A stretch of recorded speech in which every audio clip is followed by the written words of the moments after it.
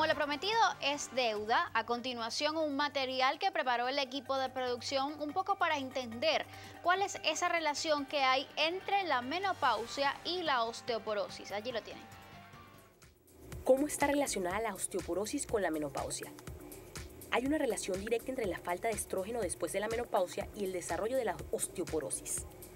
Después de la menopausia, la reabsorción de los huesos, destrucción, va más rápido que la construcción de hueso nuevo. La menopausia precoz antes de la edad de 45 años y en cualquier periodo, cuando los niveles de las hormonas son bajos y no hay periodos menstruales o hay pocos, pueden causar una pérdida de la masa ósea.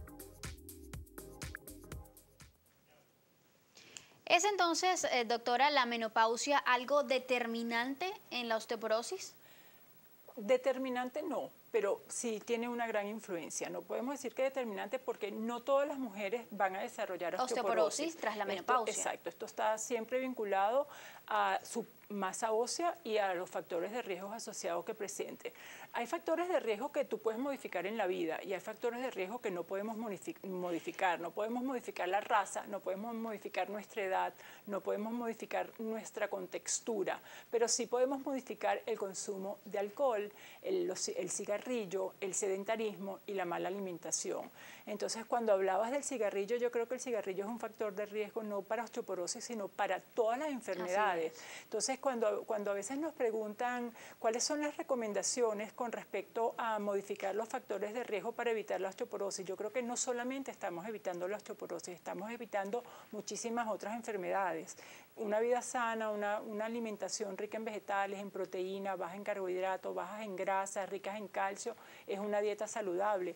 Una mujer que inicie hacer ejercicio en un ritmo adecuado ya mucho antes de la osteoporosis es un valor agregado para fortalecer la unidad osteomuscular, que es importante también para fortalecer el hueso, que el músculo tenga una buena capacidad de soporte. Entonces, modificar todos los factores de riesgo es importante y, por supuesto, esclarecer o determinar los factores de riesgo personales que tenga esa mujer unidos además a su menopausia es importante para poder como que evaluar el riesgo que ella pueda tener de padecer osteoporosis. Doctora, un poco para terminar de desarrollar este punto de la relación entre menopausia y osteoporosis, que es bastante importante además, ¿cómo determina o cuán vulnerable se hace la mujer cuando además tiene una menopausia precoz?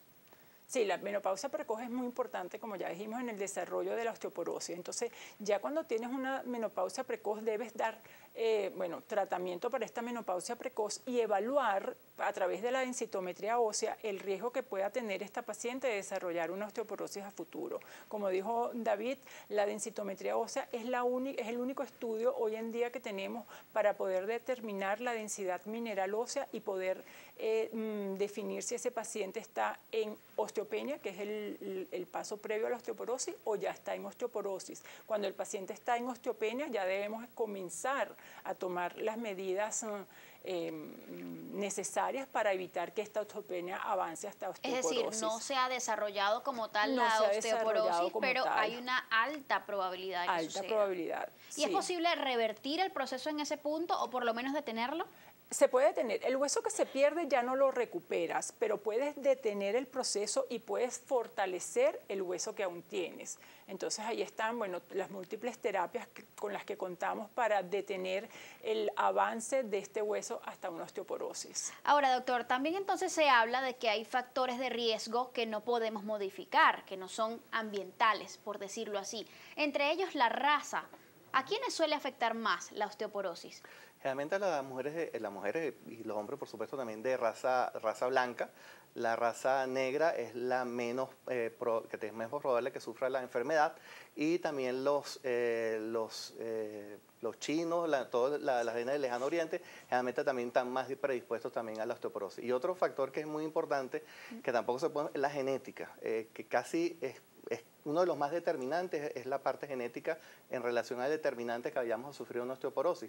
Por eso hay un factor de riesgo que lo hacemos en interrogatorio, es preguntar que si su mamá sufrió de fractura de cadera, esa persona tiene un alto riesgo de desarrollar no solamente osteoporosis, sino también fractura de cadera más adelante. ¿Por qué? ¿Tiene entonces la contextura de la persona algo que ver con esto?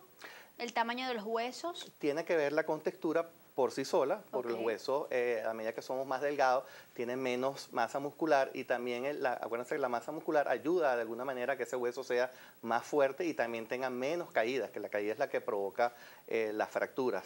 Entonces, la contextura es la raza que ya conversamos y sobre todo la parte genética, que son cosas que no podemos modificar.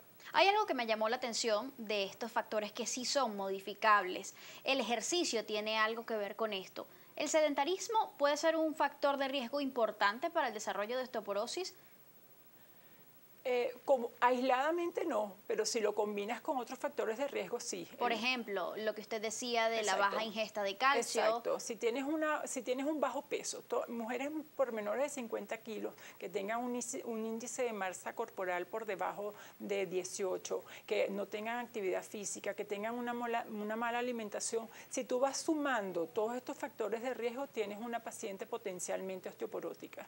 Ahora, ¿cómo se clasifica la osteoporosis? ¿Es una sola o hay grandes grupos en los que se le pudiera, digamos, incluir dependiendo del caso?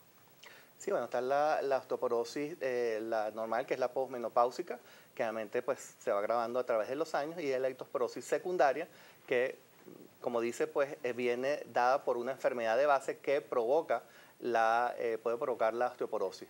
Enfermedades, por ejemplo, como la artritis, el alto consumo de corticosteroides, problemas sobre todo gástricos. Hoy día las pacientes que se someten a cirugía bariátrica tienen también un riesgo, pueden tener un riesgo elevado por su problema de nutrientes de alguna manera también para osteoporosis.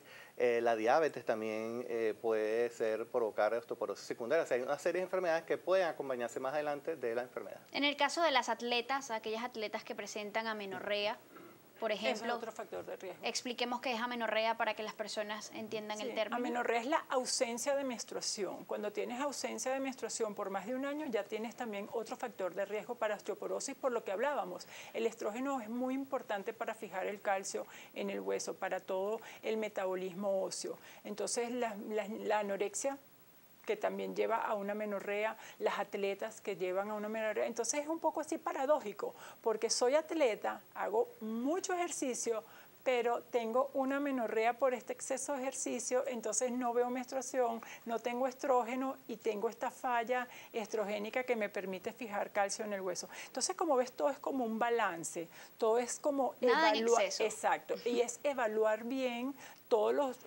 a cada persona por separado. Tú no puedes globalizar al paciente o a la mujer o al hombre. Debes como enfocarlo independiente. Siempre hay una pregunta que ¿a qué edad me debo hacer la primera densitometría? Eso depende mucho de los factores de riesgo que tú tengas. Si no tienes ningún factor de riesgo, no eres fumadora, no tienes bajo peso, no tienes enfermedades de mala absorción, eres atleta, etcétera, etcétera. Bueno, en el momento de la menopausia te haces tu primera densitometría.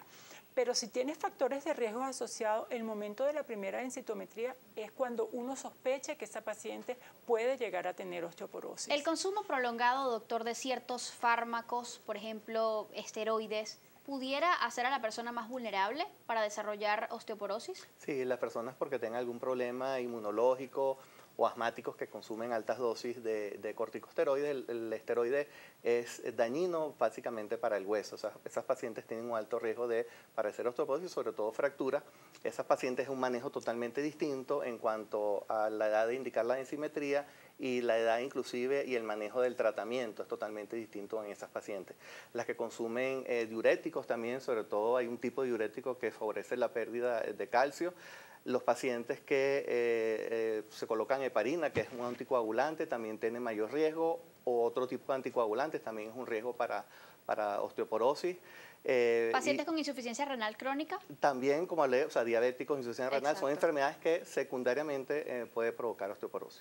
Esto es muy importante y todavía queda muchísima tela que cortar respecto a este tema porque hay que conocer definitivamente de la osteoporosis y sobre todo de cómo puede evitarse. De todo eso vamos hablando más adelante. Quédense con nosotros.